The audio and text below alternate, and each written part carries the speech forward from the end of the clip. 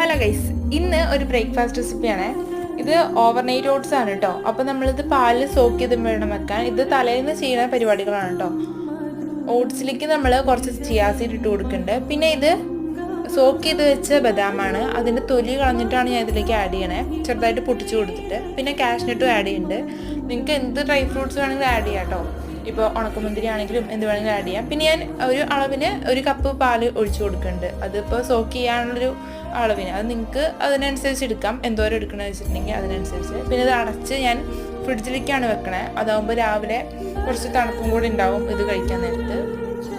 എന്നിട്ട് രാവിലെ ഇത് കഴിക്കുന്നതിൻ്റെ കൂടെ നമ്മൾ കുറച്ച് കട്ട് ഫ്രൂട്ട്സ് ആഡ് ചെയ്യണതും നല്ലതാണ് കേട്ടോ. ഫ്രൂട്ട്സ് ഒക്കെ കഴിക്കുന്നത് നല്ലതാണല്ലോ. അപ്പോൾ ഞാൻ ആപ്പിളാണ് ആഡ് ചെയ്യണേ. എന്ത് വേണമെങ്കിലും ആഡ് ചെയ്യാം. പോമഗ്രാനറ്റോ ആണെങ്കിൽ അത്രയും നല്ലതാണ്. പിന്നെ മധുരത്തിന് വേണ്ടിയിട്ട് ഞാൻ കുറച്ച് ഹണിയും കൂടെ ആഡ് ചെയ്യുന്നുണ്ട്.